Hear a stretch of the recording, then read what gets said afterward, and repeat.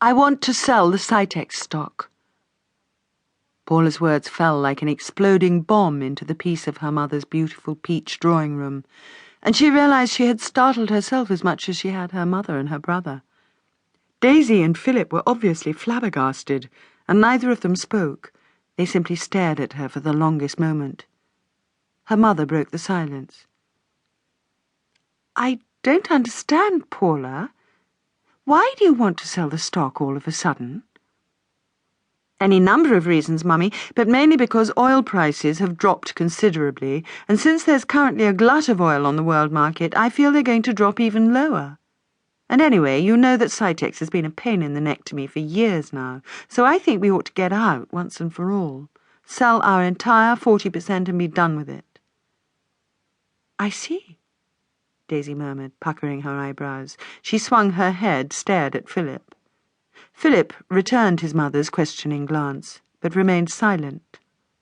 Paula's unexpected announcement puzzled him, and he wondered what was really behind it.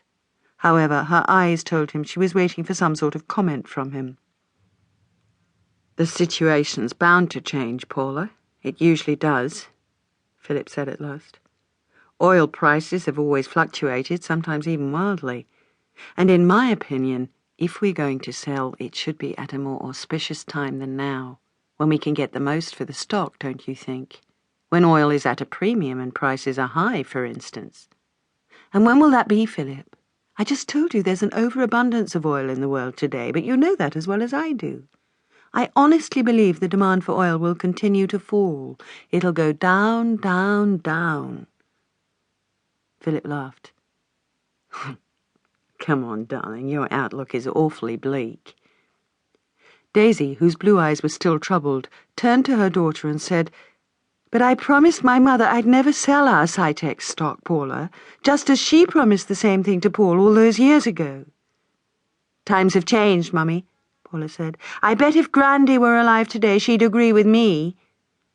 She stifled a yawn. "Paula, darling," Daisy said, "you look exhausted and seem about ready to keel over. I'm not a bit surprised either. As usual, you've done far too much since you arrived yesterday." "Oh, too true, Mother. And the jet lag generally hits me hard on the second night, doesn't it?" She was struggling to keep her eyes open as waves of exhaustion washed over her, almost engulfed her. "I think I do have to go to bed right now. Oh, I'm so sorry. I shouldn't have brought this up. We'll have to finish our chat about Cytex another day." Pushing herself to her feet, Paula went and kissed her mother good night.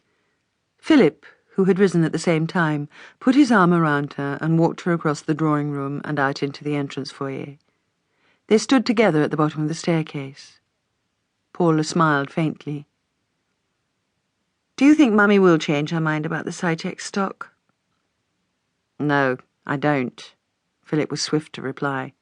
"Ma's attitude about the stock is all tied up with her emotions about her father. You know as well as I do that she worshipped him, and she just can't bring herself to go against his wishes. But those were Paul's wishes over 40 years ago, for God's sake. His view of the situation will be quite different today, just as Grandy's would be." "Maybe so, Paula, but I know Mother won't budge. Anyway, why do you want her to sell the stock? Why are you so anxious about it?"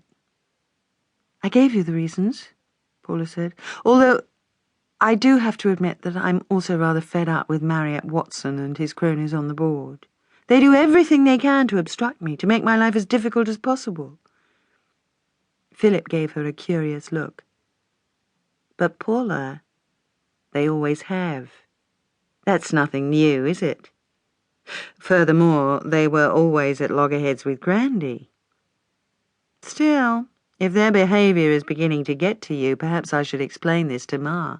No, don't do that," Paula cut in rapidly. "Look, let's forget about selling the Cytex stock. I'll cope with Marriott Watson and the board." "Yes, I know you will," Philip said. "You always have." Sunlight filtering through the shaded windows awakened Madalena. Blinking, she sat up abruptly in the antique four-poster bed, feeling at once both